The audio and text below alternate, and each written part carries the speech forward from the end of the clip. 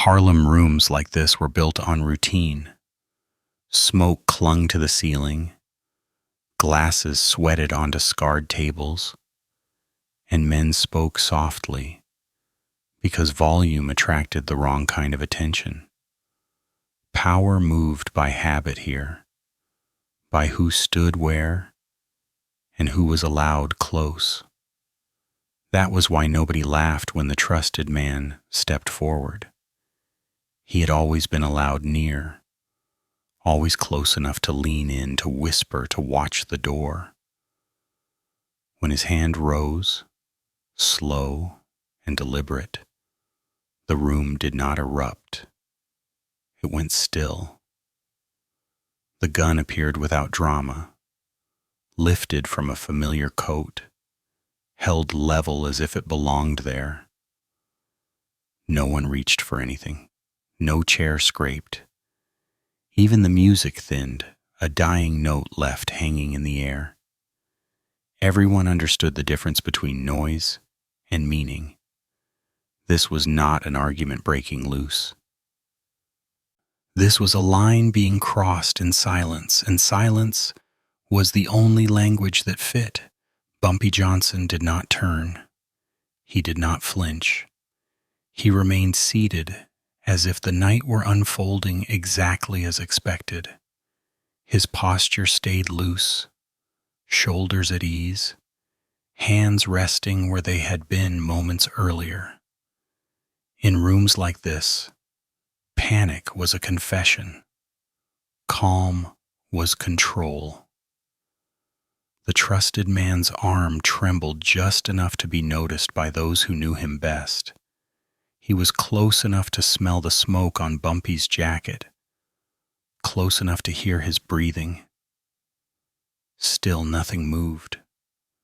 Eyes traveled without heads turning. Men measured the distance to doors they would not use.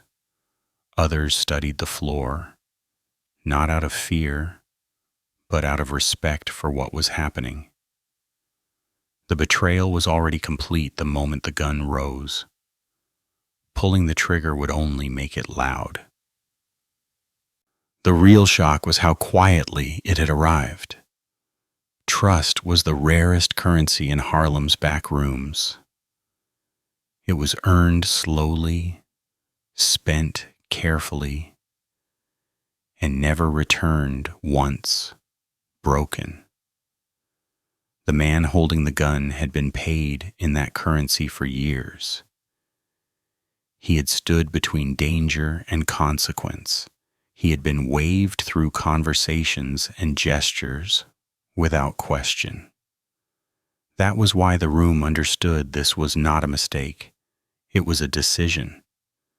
Seconds stretched until they felt like minutes. The stillness pressed in, heavier than fear, heavier than the weapon itself. The trusted man waited for something that did not come. No plea, no sudden move, no bargain offered across the table.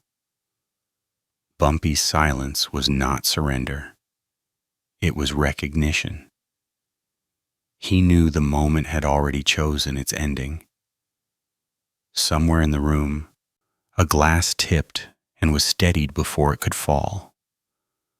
A breath caught, then released. These were the only signs of life. The man with the gun realized then that nothing he did next would give him control. The power had already shifted away from him the instant he revealed himself. In Harlem, tests of loyalty were never announced. They unfolded in rooms like this among witnesses who would remember without speaking.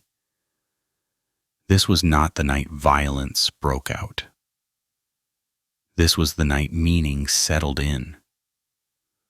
When the gun was raised, everyone learned something they could not unlearn, and the most dangerous thing in the room was not the weapon. It was the calm that met it. No one spoke his name. Yet everyone knew who he was and why his closeness mattered. He had shared meals, guarded backs, absorbed risks meant for another man. That history made the moment heavier, not lighter. Loyalty, once broken, rewrote the past. By standing still, the room accepted the truth forming in front of it. Whatever happened next would travel far beyond these walls, carried by whispers, by glances, by the careful way men would behave tomorrow. And the city would remember forever, clearly. In Bumpy Johnson's world, trust was never confused with warmth. It was not friendship, not loyalty spoken aloud, and never sentiment. Trust was access, measured in steps, glances, and the quiet permission to stand where others could not. To be trusted meant being allowed close enough to matter, close enough to see things no outsider ever would. That closeness was power, and it came with a price few men fully understood. The man who raised the gun had paid that price for years. He had proven himself useful, steady, and predictable.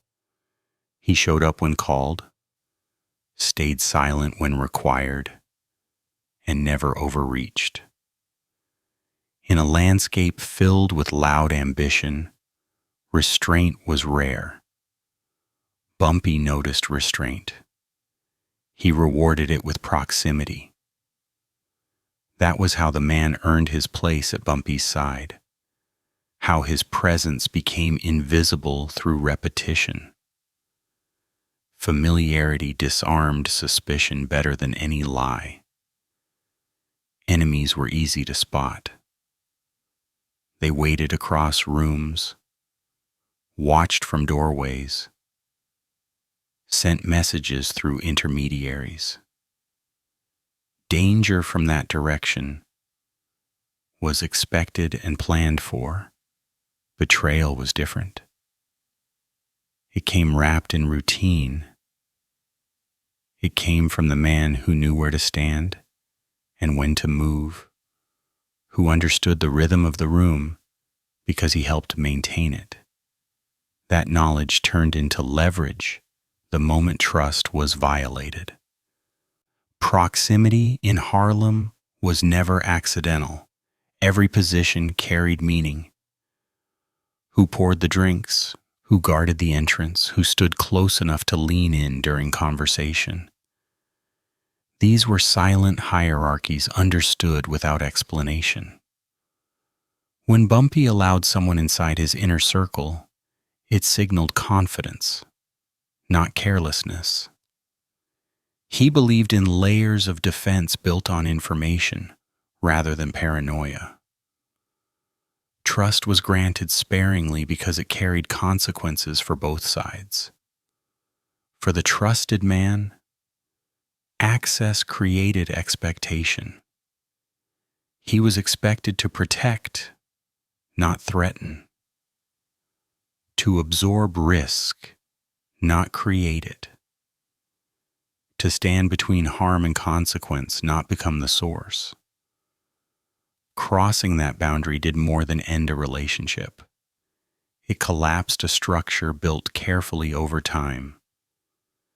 The moment the gun was raised, every shared memory twisted into evidence of deception.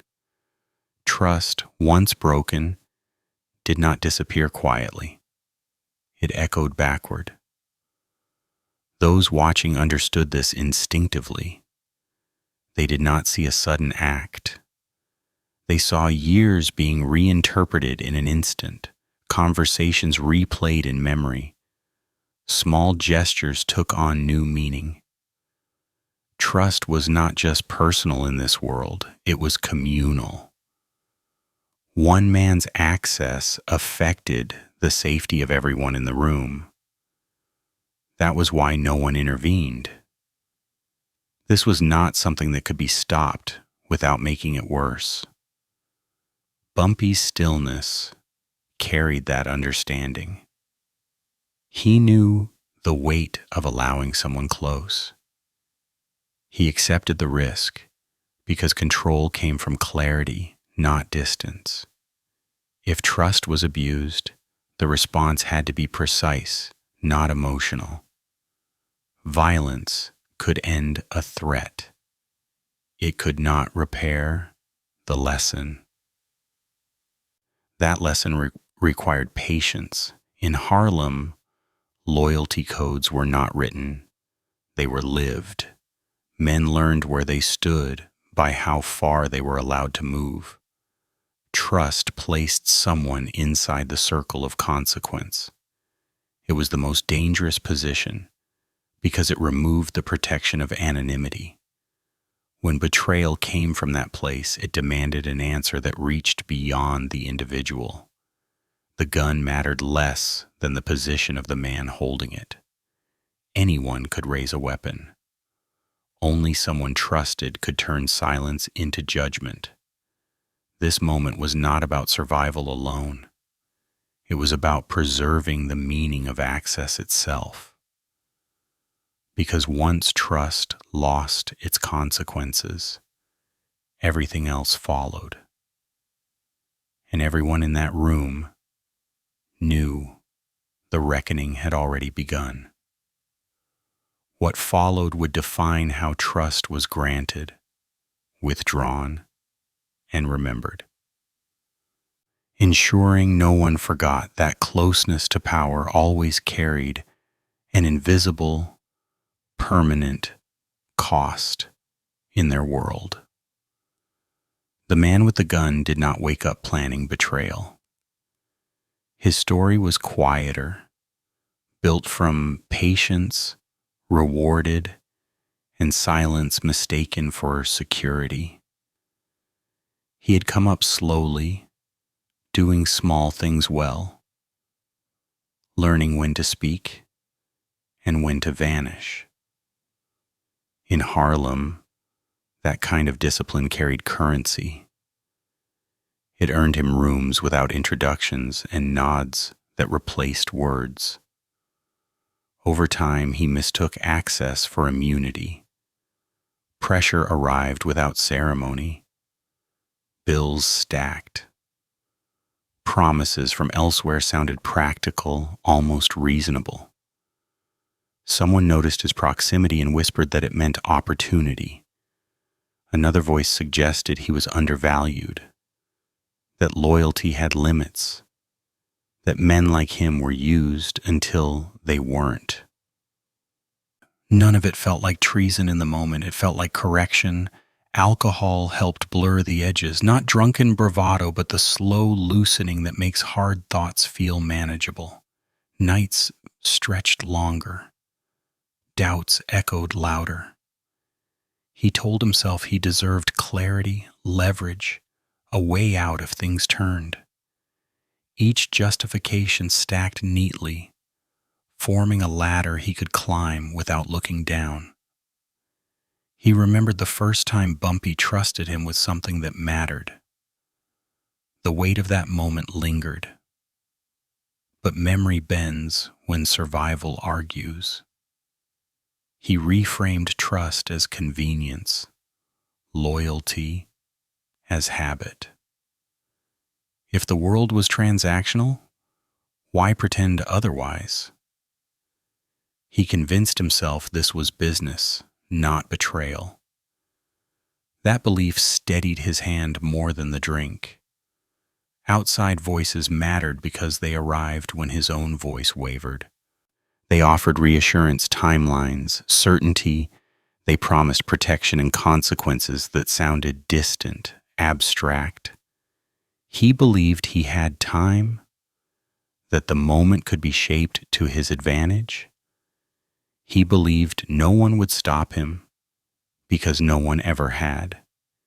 He believed control was his. The room that night felt familiar, too familiar.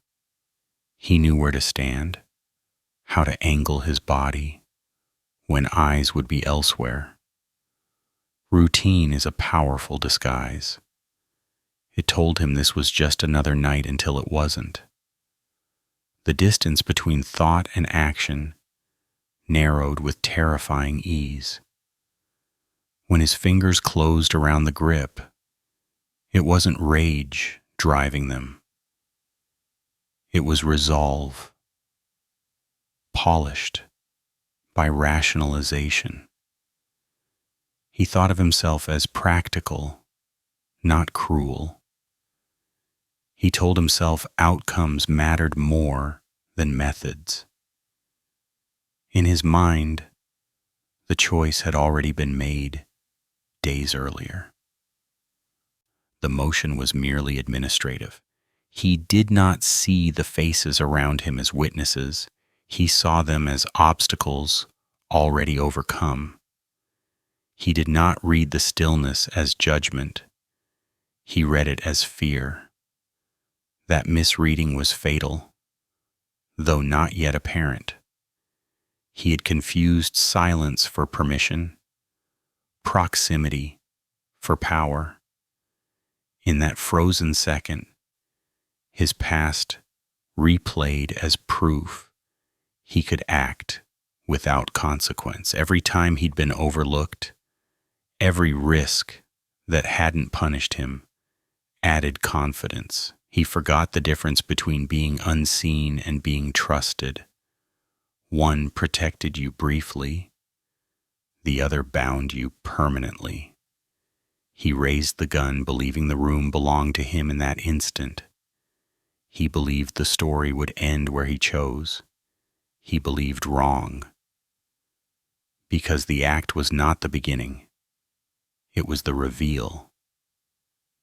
And as the weight of the room settled onto him, the man understood too late that justification offers no shelter when the reckoning is quiet and already decided.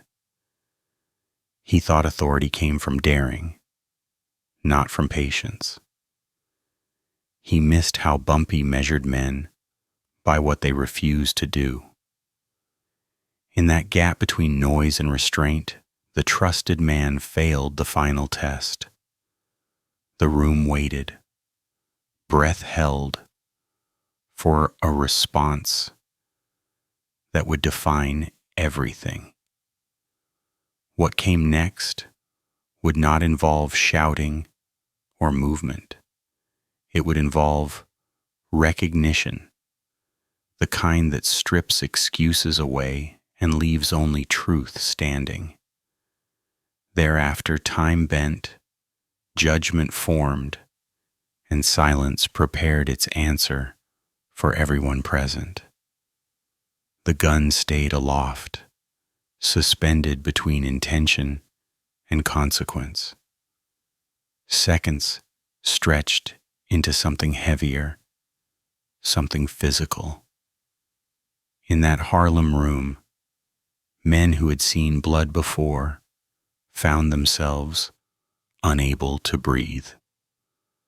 No one shouted, no one lunged. The expected chaos never arrived. It was as if the air itself had decided to wait. Bumpy Johnson did not turn. He did not reach. He did not acknowledge the weapon behind him. His stillness was deliberate, practiced, and terrifying in its precision. This was not shock. It was control exercised at its purest. In a world trained to respect speed and aggression, restraint became the loudest statement possible. Every eye in the room shifted, not toward the gun, but toward Bumpy's back. Power revealed itself in what he refused to do. He understood the psychology better than anyone present. Violence was common. Reaction was predictable. But discipline, displayed under threat, rewrote the rules instantly. The man with the gun felt it first. His confidence began to drain replaced by a creeping awareness that he was no longer directing the moment. The room had not frozen for him. It had frozen for Bumpy. The silence did not protect the raised hand. It isolated it. Bumpy knew that whatever followed would echo far beyond that room. A public reaction would shrink the moment into spectacle. A sudden movement would give the betrayal significance it did not deserve. He was choosing something else entirely. He was letting the act expose itself without assistance. In that pause, the hierarchy realigned. Men who once believed power lived in weapons began to see it lived in permission. Permission to act, permission to survive, permission to be remembered. Bumpy was denying all three without lifting a finger. This was not mercy. Mercy ends things cleanly. This was measurement. He was taking the full dimensions of the room, weighing loyalty against fear, deciding what lesson needed to be taught and who needed to learn it. The gunman was only part of that calculation. Time became elastic. Each breath sounded too loud. Each shift of weight felt dangerous. The moment forced everyone present to confront a truth they preferred to ignore.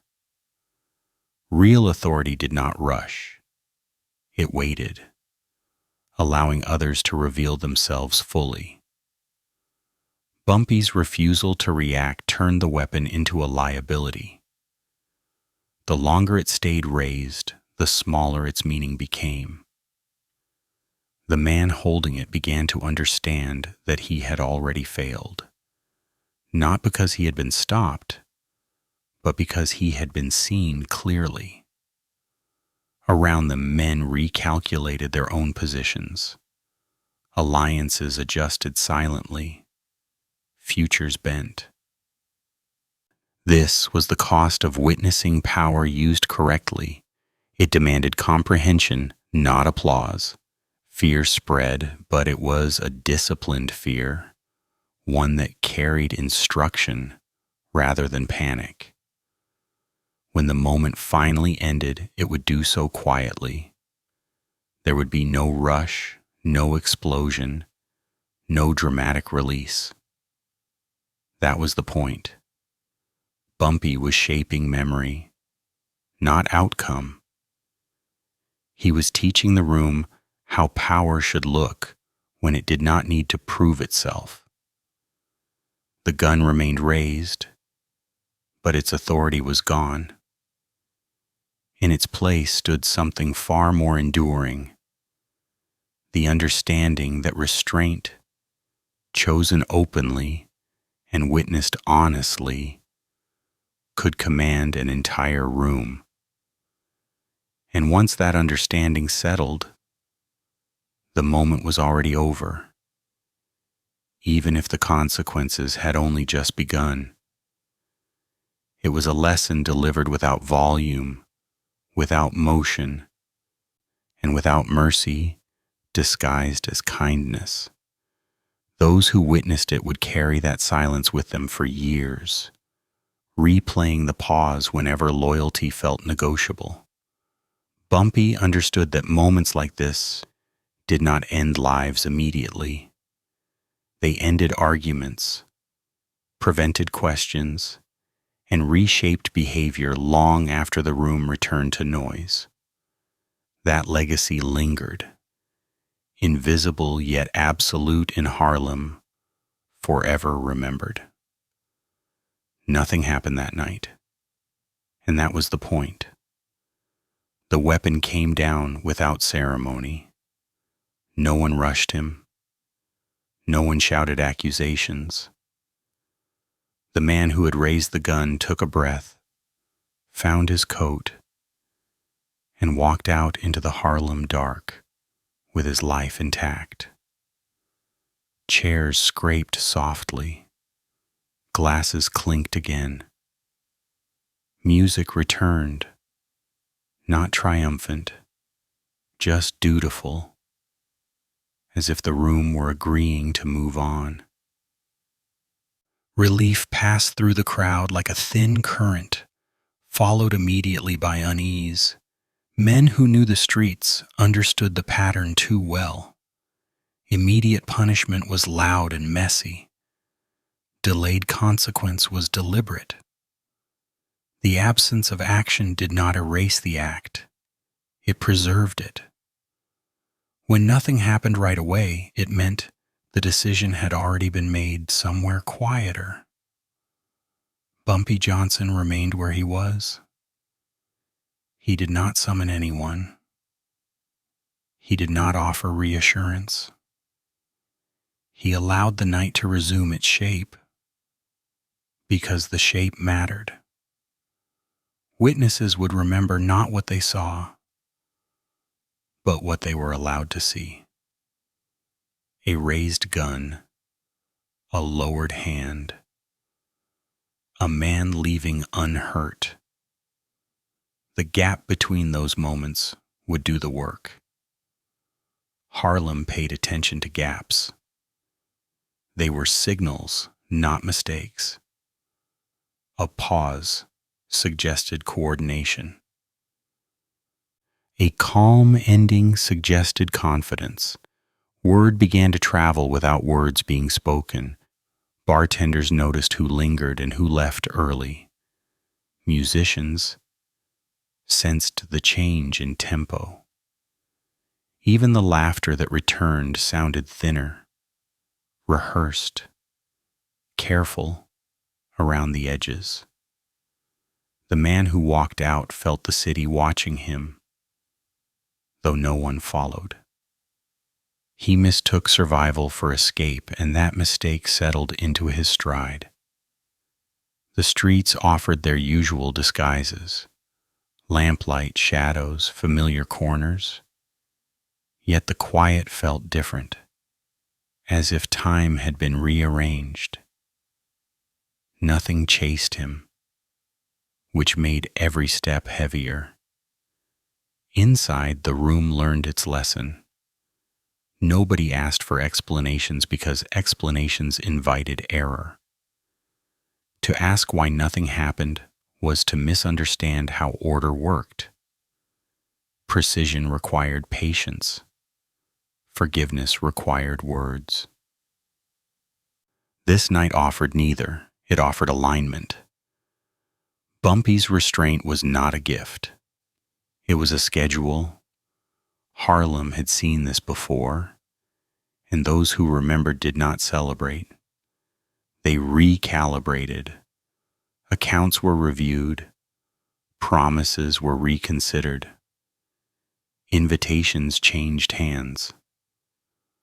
When power chooses to wait, the waiting becomes instruction. The most dangerous moments are often described as explosive. This one was not. It was quiet enough to be mistaken for mercy. That misunderstanding was useful. It allowed the city to keep breathing while the machinery turned. Consequences, when they came, would arrive correctly, attached to causes no one would publicly name. By the time the night ended, nothing had been resolved, and everything had been set. The man who left alive carried relief like a shield, unaware it would slow him down. The room carried silence like a map, each witness tracing the same route forward without speaking. Harlem noticed the gap between threat and response and filled it with understanding. In this world, restraint never meant forgetting. It meant choosing the moment so precisely that the moment never needed to announce itself. People carried the memory home with them, folded into coats and conversations not had. It followed them onto stoops and stairwells, into taxis and kitchens, where ordinary routines felt briefly fragile. Nobody compared notes, yet everyone shared the same understanding. The city had watched a line get tested and watched it hold.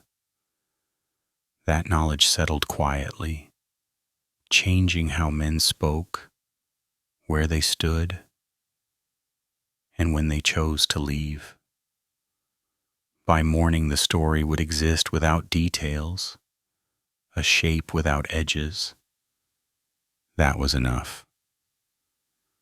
In Harlem, meaning did not require proof, it required recognition. Recognition arrived slowly, carried by glances, pauses, and choices that would not be explained aloud, ever. Again or twice later. Days passed without comment. The man who had raised the gun simply stopped appearing. His chair stayed empty.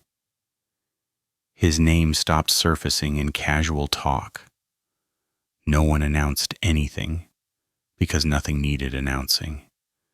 In Harlem, disappearance carried its own grammar. There was no body to mourn, no sirens to confirm an ending. That absence was intentional. A body creates questions.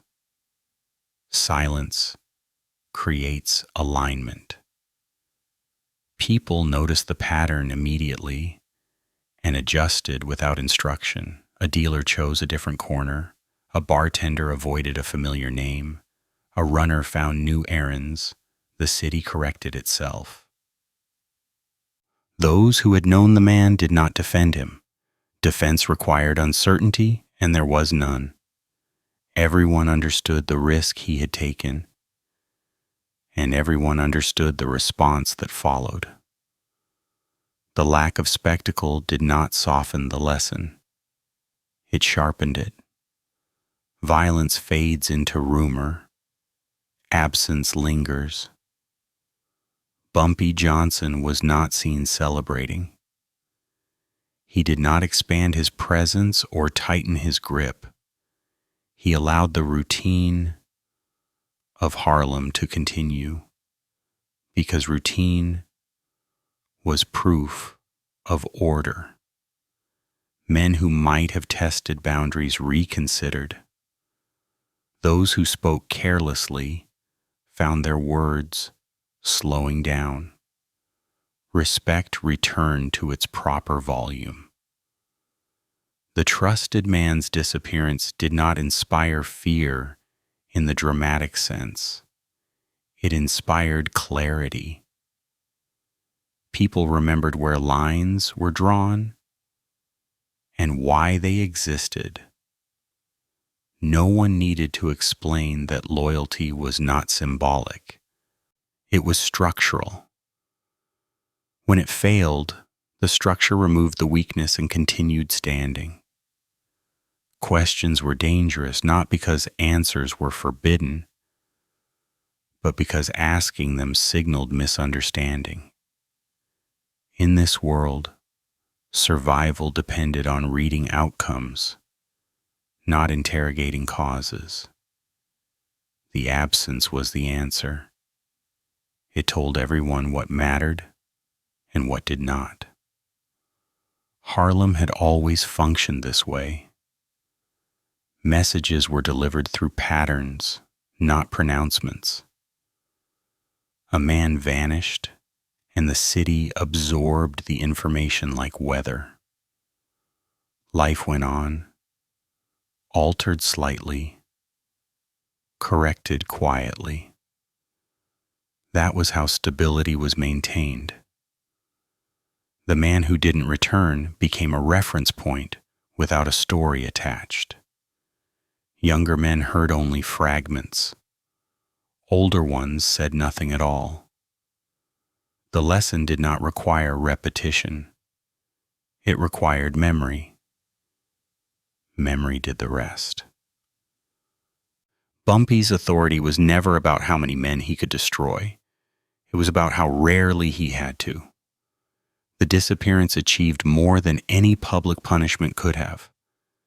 It removed doubt. It restored balance.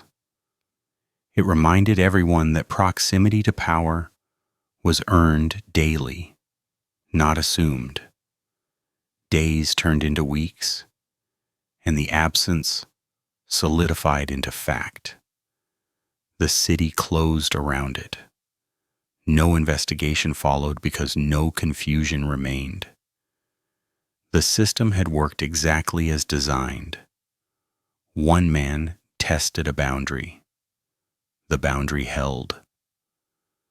By the time people stopped noticing the empty chair, the lesson had already taken root. Harlem moved forward, quieter, steadier, aligned again. The man who didn't return was gone, but what replaced him was order. And in Bumpy Johnson's world, order was the most enduring message of all. It settled into everyday behavior. Conversations shifted before they became risky. Eyes lingered a second longer before decisions were made. Trust was recalculated, not withdrawn, but measured with greater care. The city did not grow harsher, it grew more precise. People understood that survival here depended on reading the temperature correctly and respecting what had already been demonstrated. The disappearance became a quiet reference, woven into judgment, a reminder that protection and consequence came from the same source. Harlem did not need reminders shouted from rooftops. It carried them internally, passing them forward through caution, discipline, and memory, ensuring the lesson endured without ever needing to be spoken aloud. In that understanding, the city found continuity, a steady rhythm that replaced chaos, allowing power to remain invisible, firm, and unquestioned long after the night itself faded away. After that night, something subtle but profound changed across Harlem. There was no surge of violence, no tightening grip, no visible crackdown. Instead, there was restraint spreading outward, quiet and deliberate. People adjusted before mistakes were made. Conversations ended sooner.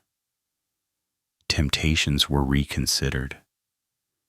Ambition learned to pause. Bumpy Johnson's response became a reference point, not spoken aloud, but carried. Men who might have tested loyalty remembered the stillness of that room and chose differently. The rule was never written, yet it was understood completely. Betrayal did not need to be confronted if it never formed. This was the difference between fear and structure. Fear burns fast and leaves ruins. Structure endures because it offers clarity. Everyone knew where the boundaries were, and more importantly, why they existed. That understanding removed the need for constant enforcement. When rules are predictable, people govern themselves. Harlem felt safer not because danger vanished, but because chaos did. Violence thrives on uncertainty. Bumpy eliminated uncertainty. There was no guessing what disrespect would bring, no confusion about loyalty. The clarity itself prevented escalation. One measured response replaced countless confrontations. Men who carried weapons carried them less nervously, not because they felt invincible, but because they felt informed. Power no longer needed to announce itself. It rested in expectation. That expectation kept hands steady and tempers contained. Bumpy's reputation shifted from threat to system down. He was no longer seen as a man reacting to problems, but as a presence that shaped outcomes before problems emerged. That distinction mattered. Reactive power invites challenge. Predictable power discourages it. This was not kindness, and it was not cruelty. It was maintenance. The neighborhood functioned better when everyone understood the cost of crossing lines. People who belonged remained protected. Those who didn't learn to stay distant. The balance held. Over time, the story lost its details, but kept its meaning. The raised gun became secondary. The lesson endured. You could hear it in the way voices lowered when trust was discussed, in the care taken around proximity, in the respect shown without demand. Harlem did not become peaceful because of mercy. It became orderly because of understanding. One moment clarified what dozens of violent examples never could. War is expensive. Education lasts longer. Bumpy Johnson never needed to repeat the lesson. That was its strength. Power that must constantly remind others of itself is already eroding. His power settled into routine, invisible but firm, like a foundation beneath every decision. People lived longer because of that foundation. Arguments ended early. Betrayals dissolved before action. Survival improved not through intimidation, but through comprehension. Everyone knew what mattered and what would never be tolerated, and this was the rule that saved lives, not by removing danger, but by making consequences unmistakable. Harlem learned to move within that clarity, and because of it, fewer names vanished, fewer nights ended in blood, and fewer sons grew up learning violence as their first language. The rule did not need enforcement because it had been proven. Once was enough. The rest of Harlem adjusted accordingly, and the city continued, steadier, quieter, guided by an understanding that power, when used correctly, prevents more harm than it ever causes.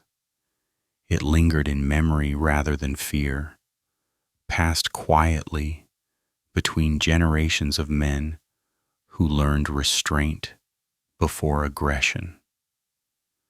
The city absorbed the lesson without ceremony, allowing streets to breathe and futures to stretch longer. This was not mythology yet, but practice. A standard set once, reinforced daily by awareness. Because of that, fewer decisions were rushed, fewer loyalties tested, and fewer lives lost to pride. Power remained present without display, and that quiet presence shaped Harlem's survival far beyond that single moment, carrying forward as discipline, caution, and unspoken agreement to remember what restraint can preserve. Years later, the room itself was gone. The furniture replaced, the paint changed, the smoke cleared by time. People walked past the address without knowing what once happened there. The trusted man who raised the gun faded completely. His name stopped being spoken, then stopped being remembered. Harlem has a way of letting certain people disappear without ceremony. History kept no space for him, but the moment remained. It didn't survive as gossip or legend shouted across bars. It lived quietly, passed between men who understood that listening mattered more than talking. Older voices shared it carefully, not to impress, but to instruct. They never dramatized the gun. They spoke about the stillness, about how no one moved, about how the room itself seemed to understand before words did. That detail was always the same: the silence. Bumpy Johnson's code outlived his presence because it didn't depend on fear. Fear erodes. Fear needs repetition. His code didn't. It was built on memory and clarity. People remembered what restraint looked like when it mattered most. They remembered how power could sit calmly while chaos exposed itself. Years passed. Generations changed. Harlem transformed. But the lesson traveled forward, intact. Young men heard it as guidance, not warning. Don't confuse access with immunity. Don't mistake closeness for protection. Understand where you stand before you test where you don't. The story didn't glorify violence because none happened. That was the point. It taught that true authority doesn't rush. It waits until rushing becomes unnecessary. It showed that the most decisive actions don't always announce themselves. Sometimes they unfold quietly, then linger forever. Those who learned the story understood something deeper. Bumpy Johnson wasn't remembered because he destroyed someone. He was remembered because he prevented many others from making the same mistake. The absence of chaos became his signature. He shaped behavior without chasing it. As years went on, people stopped asking whether the story was true. Truth didn't matter anymore. Its effect did. It had become part of Harlem's internal compass, a reference point for how power should move when it is confident enough to be patient. Older men would pause before telling it, choosing the right moment. They knew the lesson worked best when delivered softly. Raised voices distract. Calm explanations stay. That was always the irony. The loudest weapon in that room had never been the gun. By the time Bumpy Johnson himself became history, the code remained active. Long after his name left newspapers, his approach stayed embedded in behavior. People acted differently because they remembered the cost of misunderstanding restraint. Some moments don't echo. They settle. They sink into the structure of a place until they become invisible support beams holding everything else upright. This was one of those moments. It didn't demand attention. It earned permanence. In that way, the raised gun became less important than the choice that followed it. The moment taught that restraint could redraw entire landscapes. It reminded everyone watching, and everyone who heard later, that real power is patient enough to let others reveal themselves. That understanding shaped decisions long after faces changed and names vanished. It moved quietly through conversations, glances, and unspoken rules that governed behavior without needing enforcement. It became a shared memory, heavier than rumor, lighter than threat, guiding behavior without force, reminding everyone that boundaries, once demonstrated clearly, rarely need to be tested again by anyone ever, anywhere, again, twice, intentionally.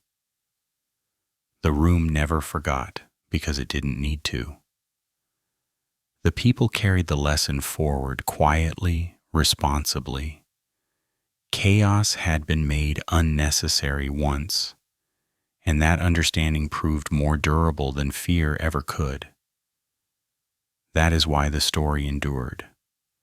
Not because of what happened, but because of what never needed to happen again.